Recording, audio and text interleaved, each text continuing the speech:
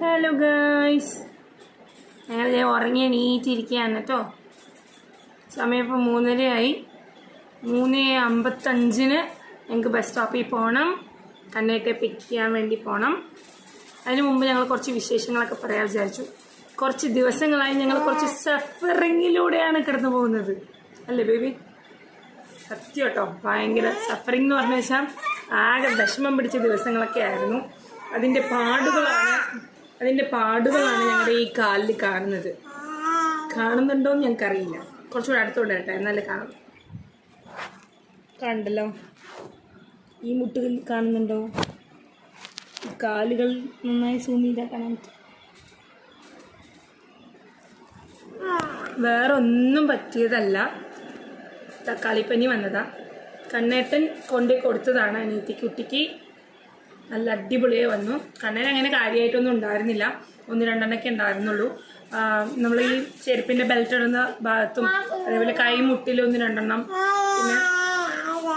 പിന്നെ കാലിൻ്റെ പാദത്തിൽ 1-2, വിരലിലൊക്കെ ചെറുത് അത്ര വലിയ കുരുക്കളായിട്ട് തന്നെ പറയാനുള്ള ഇതൊന്നും ഉണ്ടായിരുന്നില്ല. അത്രയും ചെറിയ സാധനങ്ങളൊക്കെ ആയിരുന്നു വന്നത്.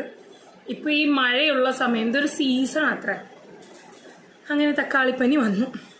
ആകെ 8ൻ്റെ പണിയെന്ന് പറഞ്ഞാൽ തക്കാളിപ്പനി കണ്ണനൊരു വ്യാഴാഴ്ച കഴിഞ്ഞതിൻ്റെ മുമ്പത്തെ വ്യാഴാഴ്ച വന്നു. വ്യാഴാഴ്ച വൈകിട്ട് സ്കൂൾ വിട്ട് വരുമ്പോൾ അമ്മയെ കാലിൽ നടക്കാൻ പറ്റുന്നില്ല, കാലിൽ പൊള്ളം വന്നിട്ടുണ്ട് എന്ന് പറഞ്ഞിട്ടാണ്. ഞാൻ വിചാരിച്ചു ഈ ചെരുപ്പും ഈ മണലും ഇല്ലെങ്കിൽ മണ്ണൊക്കെ ആയി ഒന്ന് റബ്ബായി കഴിഞ്ഞാൽ നമ്മുടെ കാലിങ്ങനെ ഒരു ബബിൾ പോലെ വരുമല്ലോ, വെള്ളം നിറഞ്ഞിട്ടൊരു ബബിൾ പോലെ വരുമല്ലോ. അതൊക്കെയാണ് ഞാൻ വിചാരിച്ചത്. ഇവിടെ ഒരു പെണ്ണ് എന്നോട് വർത്താനം പറയാൻ വിട്ടിട്ടോ. അപ്പോൾ അതൊക്കെയാണ് ഞാൻ വിചാരിച്ചത്. പക്ഷേ അതൊന്നും അല്ലായിരുന്നു. ഇത് തക്കാളിപ്പനിയാണെന്ന് അറിഞ്ഞത് അടുത്ത ദിവസമാണ്. അടുത്ത ദിവസം ഇതേപോലെ ബബിളുള്ളതുകൊണ്ട് ചെരുപ്പിടാൻ പറ്റില്ല, ഞാൻ പോണില്ല എന്ന് പറഞ്ഞപ്പോൾ ഞാൻ പിന്നെ കൂടുതലായിട്ടൊന്നും ഫോഴ്സ് ചെയ്യാൻ പോയില്ല. ശരി എന്നാ പോണില്ലെങ്കിൽ വേണ്ട എന്ന് പറഞ്ഞ് വിട്ടു. അങ്ങനെ ഞങ്ങൾ എന്തായാലും ഡോക്ടറെ കാണിക്കാമെന്ന് വിചാരിച്ചു. ചെറിയൊരു മേച്ചുകൂടുണ്ടായിരുന്നു. അപ്പോൾ ഡോക്ടറെ കാണിച്ചപ്പോൾ ഡോക്ടർ ഒറ്റ നോട്ടത്തിൽ തന്നെ പറഞ്ഞു ഇത് തക്കാളിപ്പനിയാണ്, സീസണൽ ഫീവറായിട്ടാണ് ഇപ്പോൾ കാണുന്നത്, സ്കൂളിൽ പോകുന്ന കുട്ടികൾക്ക് മിക്കവാറും വരാറുണ്ട് എന്നൊക്കെ പറഞ്ഞു. അപ്പോൾ ഡോക്ടറോട് ഇങ്ങനെ പ്രത്യേകം പറഞ്ഞിട്ടുണ്ടായിരുന്നു 10 മാസമായ ഒരു കുട്ടി വീട്ടിലുണ്ട് എന്ന് പറഞ്ഞപ്പോൾ ഡോക്ടർ പ്രത്യേകം പറഞ്ഞു കേട്ടോ, മാറ്റി ഇരുത്തിക്കോളൂ, കുട്ടിക്ക് വരാൻ നോക്കട്ടെ, കുട്ടിക്ക് വന്നാൽ കുറച്ച് സിവിയർ ആവും, ശ്രദ്ധിക്കണം എന്ന് പറഞ്ഞു. അപ്പോൾ തന്നെ ഞാൻ എൻ്റെ അമ്മയെ വിളിച്ച് വരാൻ പറഞ്ഞു. അമ്മ 2-3 ദിവസം ഇവിടെ നിന്നു. 3-ാമത്തെ ദിവസം അമ്മ വീട്ടിൽ പോയി. 3-ാമത്തെ ദിവസം അടുത്ത ദിവസം സാറ്റർഡേ സൺഡേ അങ്ങനെയുള്ള ദിവസങ്ങളായപ്പോൾ ഏട്ടനുണ്ട്. അപ്പോൾ ഞാൻ ഹസ്ബൻഡ് ഉള്ളത് കൊണ്ട് ഞാൻ അമ്മയെ ബുദ്ധിമുട്ടിക്കേണ്ടാവുന്ന അമ്മ പോയി. അടുത്ത ദിവസം രാവിലെ എണീക്കുമ്പോൾ അതുവരെ നമുക്ക് ഒരു കുഴപ്പമില്ല. കണ്ണൻ്റെ എല്ലാം ഈ 3-4 ഉണ്ടായിരുന്നുള്ളൂ. കണ്ണൻ്റെ എല്ലാം ഇങ്ങനെ ഉണങ്ങി തുടങ്ങി. ഇത്ര വലിയ കാര്യമല്ലായിരുന്നു. കണ്ണൻ്റെ എല്ലാം ഉണങ്ങി തുടങ്ങി. 3 ദിവസം കഴിഞ്ഞപ്പോൾ തന്നെ കണ്ണൻ്റെ ഒരുവിധം പോയി. ആകെ കലാമിൻ ലോഷൻ, ലാക്ടോ കലാമിൻ്റെ ലോഷനും പിന്നെ പാരസെറ്റമോളുമാണ് തന്നത്. പനി ഉണ്ടെങ്കിൽ മാത്രം പാരസെറ്റമോൾ കൊടുത്തോളാൻ പറഞ്ഞു. 2 നേരം മെയിൽ കഴുകാൻ പറഞ്ഞു. വേറെ പ്രത്യേകിച്ചൊന്നും പറഞ്ഞില്ല. പനി ഇല്ലാന്ന് പറഞ്ഞാൽ കുളിപ്പിച്ചോളാനും പറഞ്ഞു. കണ്ണന് അങ്ങനെ വലിയ സീനായിട്ടൊന്നും പറഞ്ഞില്ല, അത്ര ഉണ്ടായിരുന്നുള്ളൂ. അപ്പോൾ അടുത്ത ദിവസം സൺഡേ ഞങ്ങൾ രാവിലെ എണീറ്റ്, എല്ലാവരും സൺഡേ വൈകിട്ടാണല്ലോ എണീക്കുക, ഞങ്ങളും വൈകിട്ടാണ് എണീറ്റത്. എണീറ്റപ്പോൾ തന്നെ ഒരു 7 മണിയാകുമ്പോൾ തന്നെ കുഞ്ഞാറ്റയുടെ കാലിലൊക്കെ ഇങ്ങനെ ചെറിയ ബബിൾസ് പോലെയൊക്കെ കണ്ടിട്ടുണ്ടായിരുന്നു. ബബിൾ ആയിട്ടുണ്ടായിരുന്നില്ല, ചെറിയ റാഷസിൻ്റെ തരിതരിപ്പും ചെറിയ കുരുക്കളൊക്കെ ഉണ്ടാവുമല്ലോ. അപ്പം അങ്ങനെയാണ് കണ്ടത്. തലമുട്ടും അപ്പം ചെറിയ കുരുക്കളായിട്ടാണ് കണ്ടത്. അപ്പം ഞങ്ങളത് അത്ര വലിയ കാര്യമായിട്ട് ശ്രദ്ധിച്ചില്ല. എന്ന് വെച്ചാൽ ഇത് അതോ ആയിരിക്കില്ല എന്നാണ് വിചാരിച്ചത്. ഞങ്ങൾക്ക് റാഷസിൻ്റെ പ്രശ്നങ്ങളൊക്കെ ഉണ്ട് കേട്ടോ. ഉണ്ട്. ഇടയ്ക്കിടയ്ക്ക് എന്ന് വെച്ചാൽ ചെടിയോ തൂപ്പോ പൂവോ എന്തെങ്കിലും തട്ടിയോ ചിലപ്പോൾ റാഷസ് വരാറുണ്ട്. ഞങ്ങൾക്ക് കുറച്ച് അലർജിക് സ്കിന്നാണ് ഉള്ളത്. അപ്പോൾ അങ്ങനെ പലതൊക്കെയാണ് വിചാരിച്ചത്. പിന്നെ ഒന്ന് കൊതുക് കടിച്ചാൽ തന്നെ കയ്യാകെ ചുവന്ന്, ഒരു കൊതുക് കടിച്ചാൽ അതിന് ചുറ്റും കയ്യാകെ ചുവന്ന് നല്ല വലിയ കുരുക്കളായിട്ടാണ് മാറാറ്. അപ്പം അങ്ങനെയൊക്കെ ഞങ്ങൾ വിചാരിച്ചുള്ളൂ. പക്ഷെ ഒരു 7 മണിക്ക് കണ്ട് ഞങ്ങളൊരു 10 മണിയാകുമ്പോൾ 9 മണിയൊക്കെ ആകുമ്പോഴേക്കും അത്യാവശ്യം കുരുക്കളൊക്കെ വലുതായി. അപ്പം ഞങ്ങൾ കൺഫേം ചെയ്തു ഇത് തക്കാളിപ്പനിയാണെന്ന്. ഞങ്ങൾ ആദ്യം കണ്ടത് മുട്ടിലാണ്, 2 മുട്ടിലും ഉണ്ടായിരുന്നു. പിന്നെ പതുക്കെ പാദങ്ങളിലൊക്കെ വരാൻ തുടങ്ങി. കയ്യിൽ ചെറുതായിട്ടേ വന്നിട്ടുണ്ടായിരുന്നുള്ളൂ. ദൈവാനുഗ്രഹം ജെന്റിൽ ഏരിയയിൽ ഒന്നും ഉണ്ടായിരുന്നില്ല, വായിലും ഒന്നും വന്നില്ല. അത് മാത്രമാണ് ശരിക്കും പറഞ്ഞാൽ ലക്ക് എന്ന് പറഞ്ഞാൽ ദൈവാനുഗ്രഹം. സത്യം ചില കുട്ടികൾക്ക് വായിൽ തൊണ്ടയിൽ ഒന്നും കഴിക്കാൻ പറ്റില്ല, ഇറക്കാൻ പറ്റില്ല. ചെറിയ കുട്ടികൾക്കൊക്കെ വന്നാൽ പ്രത്യേകിച്ച് ഫീഡ് ചെയ്യുന്ന അമ്മമാർക്കത് മനസ്സിലാക്കാൻ പറ്റും. പാല് കൊടുക്കാനും പറ്റില്ല, കുട്ടിക്ക് പാല് വേണേനും ആകെ നമ്മൾ എന്താ പറയുക, ചെകുത്താനും കടലിലും നടുവിലെന്ന് പറയില്ല, ആകെ വിഷമാവും. ഞാൻ ശരിക്കും സങ്കടപ്പെട്ട ഉള്ള കാല് നമുക്ക് എന്താ പറയുക, തൊടുമ്പോൾ ഇല്ലെങ്കിൽ എടുക്കുമ്പോൾ തന്നെ നമുക്ക് ആകെ വിഷമം, വേദന, മുട്ടുകുത്താൻ പറ്റണില്ല. ഈ സമയം പറഞ്ഞാൽ ഭയങ്കര എന്താ പറയുക, അവർക്ക് നല്ല എനർജി ഉണ്ടാവും. അതെങ്ങനെയെങ്കിലും തീർക്കണം. മുട്ടുകുത്തി ഓടി നടന്ന് എന്തെങ്കിലും തൊട്ട് വലിച്ച് കളിച്ച് നടക്കേണ്ട ഈ സമയത്ത് അങ്ങനെ മിണ്ടാതിരിക്കുക, അല്ലെങ്കിൽ ലോഷൻ തേച്ച് അവിടെ ഇരിക്കുക എന്ന് പറഞ്ഞാൽ ഇരിക്കാനുള്ളൊരു പ്രായം അല്ല. കണ്ണൻ അങ്ങനെയായിരുന്നു. നമ്മൾ കാലിലൊക്കെ തേച്ച് കൊടുത്തു, കണ്ണവിടെ ഇരിക്കുക എന്നൊക്കെ പറഞ്ഞു. അപ്പോൾ അവൻ ആ സമയത്ത് കഴിക്കാൻ വേണം, അവിടെ ചൊറിയണം, ഇവിടെ ചൊറിയണം. ഇതൊക്കെ നമുക്കത് ഓക്കെ ആണ്. നമ്മൾക്ക് അത് എന്താ പറയുക, നമുക്കതൊക്കെ ടാക്കിൾ ചെയ്ത് പോകാനുള്ളൊരു ഓക്കെ ആണ് നമ്മൾ. പക്ഷേ കുഞ്ഞാറ്റയ്ക്ക് വന്നപ്പോൾ ഇതൊന്നും അല്ലായിരുന്നു സീന്. അവളിങ്ങനെ വെച്ചാൽ മുട്ടിലായിരുന്നു. അപ്പോൾ അവളിങ്ങനെ മുട്ടൊക്കെ തൊട്ട് നോക്കും, അത് ഇതാക്കും. പിന്നെ മുട്ട് കുത്തുമ്പോൾ ഒക്കെ മുട്ട് കുത്താൻ പറ്റണില്ല. ഒക്കെ കുത്തിക്കഴിഞ്ഞാൽ അഥവാ ഓർക്കപ്പുറത്ത് കുത്തിക്കഴിഞ്ഞാൽ നല്ല വേദനയും കരച്ചിലും. ആകെ ഒരു 3 ദിവസം അല്ലാതെ ബുദ്ധിമുട്ടി. അവൾക്ക് മസ്റ്റായിട്ട് ഡോക്ടർ പറഞ്ഞ അവളുടെ കാര്യത്തിൽ മസ്റ്റായിട്ട് പാരസെറ്റമോൾ കൊടുക്കണം. കാരണം നല്ല പെയിൻ ഉണ്ടാവും, കുട്ടിക്കത് ബുദ്ധിമുട്ടായിരിക്കും അത് ഓവർകം ചെയ്തു പോകാൻ. അപ്പോൾ പാരസെറ്റമോൾ കൊടുത്തോളാൻ പറഞ്ഞു. ചെറിയൊരു ചൂടുണ്ടായിരുന്നുള്ളൂ, വലിയ പനിയൊന്നും ഉണ്ടായിരുന്നില്ല. പക്ഷെ ഞങ്ങൾ പാരസെറ്റമോൾ കൊടുത്തു. 3 നേരം അവർ പറഞ്ഞ അളവിന് ഞങ്ങൾ അതെടുത്ത് കൊടുത്തു. പിന്നെ ഇതുപോലെ ലോഷനാണ് തന്നത്. ഞാൻ ലോഷന് പകരം ഇവളുടെ തന്നെ റാഷസിൻ്റെ ക്രീമുണ്ട്. അപ്പം ഞാൻ അതാണ് തേച്ച് കൊടുത്തത്. റാഷസിൻ്റെ ക്രീം ഞാൻ കാണിച്ചു തരാം, ആഡ് ചെയ്യാം ഇതിൻ്റെ ഒപ്പം ഫോട്ടോ. റാഷസിൻ്റെ ക്രീം തേച്ചിട്ട് പിന്നെ അതേപോലെ ഇവർക്ക് റാഷസിൻ്റെ ഒരു പൊടിയും കൂടെ ഉണ്ട് കേട്ടോ. ഈ റാഷസ് പറഞ്ഞാൽ ഡയപ്പർ റാഷ് അങ്ങനെയല്ല, എന്ത് റാഷ് വന്നാലും തേച്ച് കൊടുക്കാൻ പറ്റുന്ന ഒരു സാധനമാണ്. അപ്പോൾ കീച്ചോൻ്റെ ഒരു പൗഡറും കൂടി ഉണ്ട്. അപ്പോൾ ആ ചൊറിച്ചിൽ അങ്ങനെ എന്തെങ്കിലുമൊക്കെ വന്നാൽ തേച്ച് കൊടുക്കുന്ന സാധനമാണ്. അപ്പം ഞാൻ ഈ ക്രീം തേച്ച് അതിൻ്റെ മുകളിൽ പൗഡർ ഇടും. അപ്പോൾ കുറച്ച് നേരം ആ ക്രീം അതിൽ ആ ഒരു ബിൽസിലൊക്കെ അങ്ങനെ പൊത്തിപ്പിടിച്ച് നിൽക്കുന്ന പോലെ എനിക്ക് ഫീൽ ചെയ്തിട്ടുണ്ടായിരുന്നു. അപ്പം ഞാൻ കാലിലും മേത്തും ഒക്കെ തേച്ച് കൊടുത്ത് എന്നിട്ട് മുട്ടും കാലിലൊക്കെ ഒരു ക്ലോത്ത് എടുത്ത് ചുറ്റി കൊടുക്കും. പിന്നെ കാലിൽ ഞാൻ സോക്സ് ഇട്ട് കൊടുക്കും. അവൾ അതൊന്നും തൊടരുത്, കാരണം ഇത് തൊട്ട് കഴിഞ്ഞാൽ വായിൽ പോകാൻ പാടില്ലല്ലോ. ഇതൊന്നും വായിൽ ഇറക്കാവുന്ന സാധനങ്ങളല്ല. അപ്പോൾ വായിൽ പോവാതിരിക്കാൻ വേണ്ടി ഞാൻ മാക്സിമം അങ്ങനെയൊക്കെ നോക്കി. പിന്നെ ഞാൻ പറഞ്ഞല്ലോ, ദൈവാനുഗ്രഹം കൊണ്ട് കയ്യിലൊന്നും വന്നില്ല, അതെന്നെ വലിയ ആശ്വാസം. ഒരു 3 ദിവസം നല്ല ബുദ്ധിമുട്ടായിരുന്നു.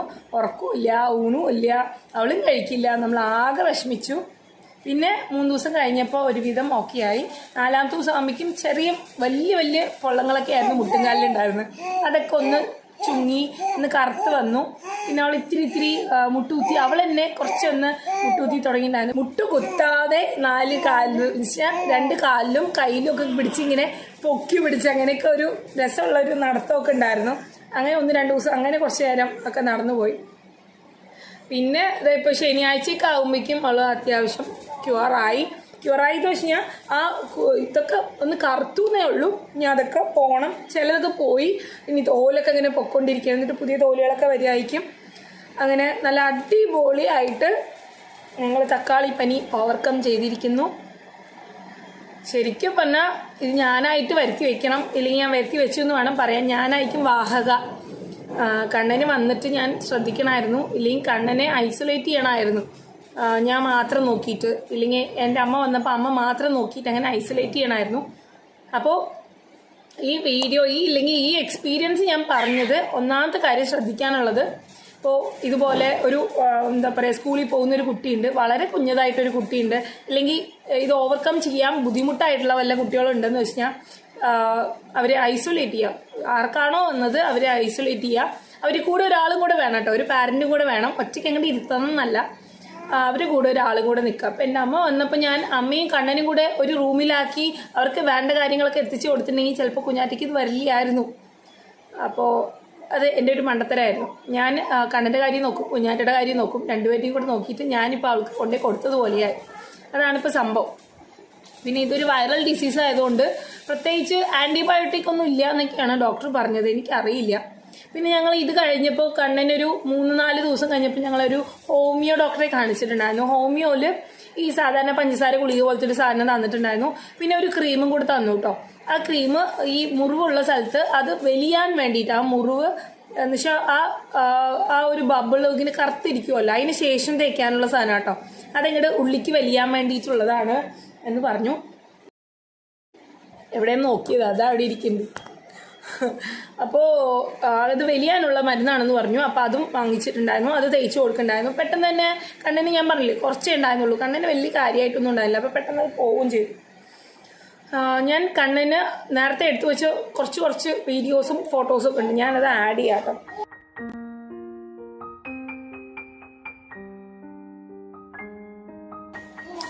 വീഴും. അപ്പോൾ അങ്ങനെ എന്താ പറയുക, ഈ ഫ്ലോ അങ്ങോട്ട് പോയി പെണ്ണ്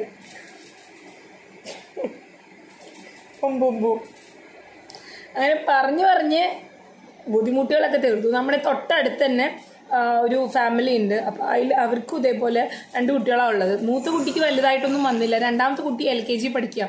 ആ കുട്ടിക്ക് അത്യാവശ്യം നല്ല ബട്ടക്സിലൊക്കെ നിറച്ച് വന്നിട്ടുണ്ടായിരുന്നു. വായിലും അതേപോലെ, തൊണ്ടയിൽ നിന്ന് ഒന്നും ഇറക്കാൻ പറ്റില്ല, ഭയങ്കര കരച്ചിലും വിഷമൊക്കെ ആയിരുന്നു എന്ന് പറഞ്ഞു. അതൊക്കെ വെച്ച് നോക്കുമ്പോൾ ദൈവം ശരിക്കും അനുഗ്രഹിച്ചു. ഇത്രയും കുഞ്ഞൊരു കുട്ടിക്ക് വന്നിട്ടുണ്ടെങ്കിൽ ഞാൻ പെട്ടു പോയേനെ എന്തോ. അപ്പോൾ എന്താ പറയാൻ വേണ്ടി വന്നതെന്ന് വെച്ചാൽ, ഇത് ഓവർകം ചെയ്യാൻ, ഇല്ലെങ്കിൽ ഇത് വന്നു കഴിഞ്ഞാൽ എങ്ങനെ നമുക്കിത് മറികടക്കാമെന്നുള്ള വഴിയാണ് നമ്മൾ നോക്കേണ്ടത്. അപ്പോൾ വരാതെ നോക്കുക, വന്നു കഴിഞ്ഞാൽ 2 നേരം മേല് കഴുകിക്കുക. ഇതിന് വൃത്തി നല്ലോണം നോക്കുക കേട്ടോ. 2 നേരം ചെറിയ ചൂടുവെള്ളത്തിൽ മേല് കഴുകിക്കുക, കെലാമിൻ ലോഷൻ തേച്ച് കൊടുക്കുക, പാരസെറ്റമോൾ കൊടുക്കുക.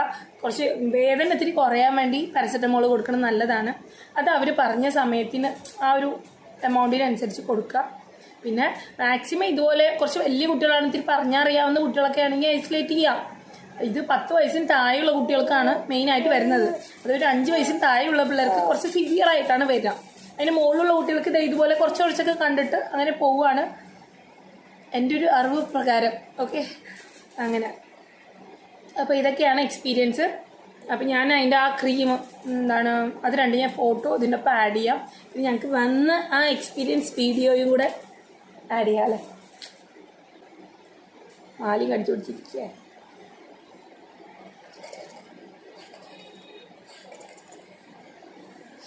അപ്പം അവയർനെസ് വീഡിയോ ആയിട്ടാണ് വിചാരിക്കേണ്ടത് കേട്ടോ.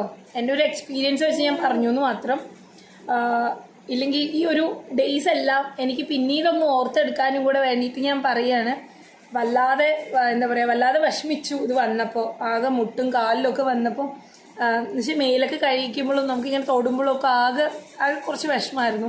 പിന്നെ ഇവിടെ 2 ദിവസം കൊണ്ട് തന്നെ 3 ദിവസത്തോളം നല്ല കരച്ചിലായിരുന്നു. 3 ദിവസം കരച്ചിൽ കഴിയുമ്പോഴേക്കും തന്നെ ചെവിയിലൊക്കെ എന്താ പറയുക ഒരു മുഴക്കോട്. കുട്ടിയുടെ കരച്ചിൽ തന്നെയാണ് എന്നും കേട്ടിരിക്കുന്നത്. ഉറക്കമില്ല, നമുക്ക് ഉറക്കമില്ല, നമുക്ക് മനസ്സമാധാനിച്ച് ഭക്ഷണം കഴിക്കാൻ പറ്റില്ല. അതൊക്കെ ആകെ ഒരു വിഷമമായിരുന്നു. ഇത് പേടിക്കാനുള്ളൊരു അസുഖമൊന്നുമല്ല തക്കാളിപ്പനി.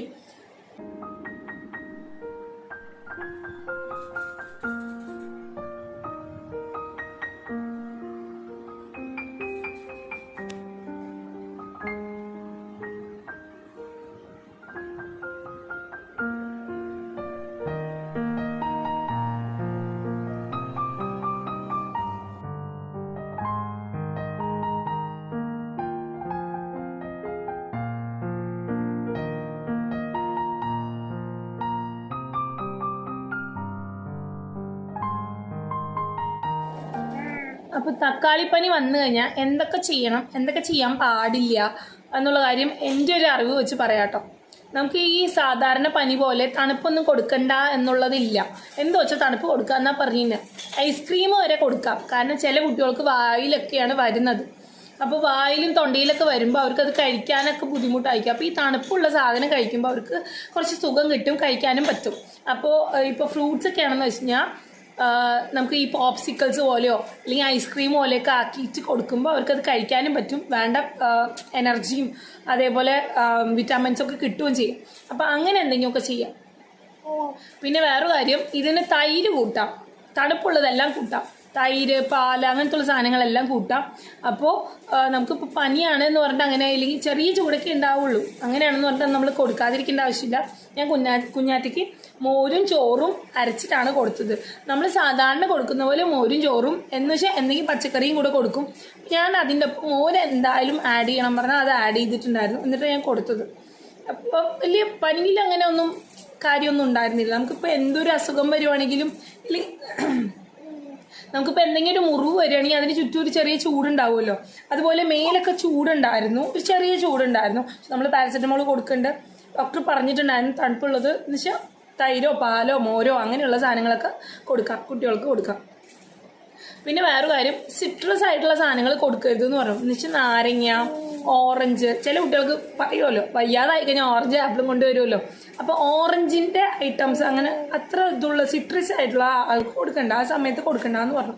വെച്ചാൽ കെലാമിൻ ലോഷൻ തന്നെയാണ് മെയിൻ ആയിട്ടുള്ള കാര്യം. കെലാമിൻ ലോഷൻ ഇത് മാറാൻ വേണ്ടിയിട്ടുള്ള ഒരു സാധനമല്ല, അവിടെ ഒന്ന് സൂത്ത് ചെയ്യാൻ വേണ്ടിയിട്ട് അല്ലെങ്കിൽ അവർക്കൊരു ഇച്ചിങ് ഫീൽ ഇല്ലാതിരിക്കാൻ വേണ്ടിയിട്ടാണ് അത് തേച്ച് കൊടുക്കുന്നത്. ആ ചൂടുള്ള ആ കുരുക്കളെ ഒന്ന് തണുപ്പിക്കാൻ വേണ്ടിയിട്ടാണ് അത് ശരിക്കും തേച്ച് കൊടുക്കുന്നത്. പിന്നെ പാരസെറ്റമോൾ തന്നെ ഉള്ളൂ, അതിന് വേറെ മരുന്ന്. പിന്നെ ഞാൻ പറഞ്ഞല്ലോ ഹോമിയോയിലൊന്ന് ട്രൈ ചെയ്ത് നോക്കുക. പറഞ്ഞോട്ടെ, പറയട്ടെ, വേഗം പറയാം കേട്ടോ. ഓർക്കുന്നുണ്ടോ? നിങ്ങളുടെ അടുത്തുള്ള ഹോമിയോയിൽ കാണിച്ചു കഴിഞ്ഞാൽ ഇതിന് എന്ന് വെച്ചാൽ ഒരു 3 ദിവസത്തിന് ശേഷം ഇതൊന്ന് വലിയാനുള്ള മരുന്ന് തരും. അപ്പോൾ അതൊക്കെ തേച്ച് കൊടുക്കുക. ഇത്രയും ചെറിയ കുട്ടികളാണ്, ഇല്ലെങ്കിൽ അത്യാവശ്യം ചെറിയ കുട്ടികളാണെങ്കിൽ ആദ്യം കാണിക്കേണ്ടത് നമുക്ക് പീഡിയാട്രീഷ്യനെയാണ്. അവർ കണ്ട് എന്താണെന്ന് ആദ്യം കൺഫേം ചെയ്തതിന് ശേഷം മാത്രം ബാക്കിയുള്ള കാര്യങ്ങളൊക്കെ ചെയ്യുക. Thank you for watching.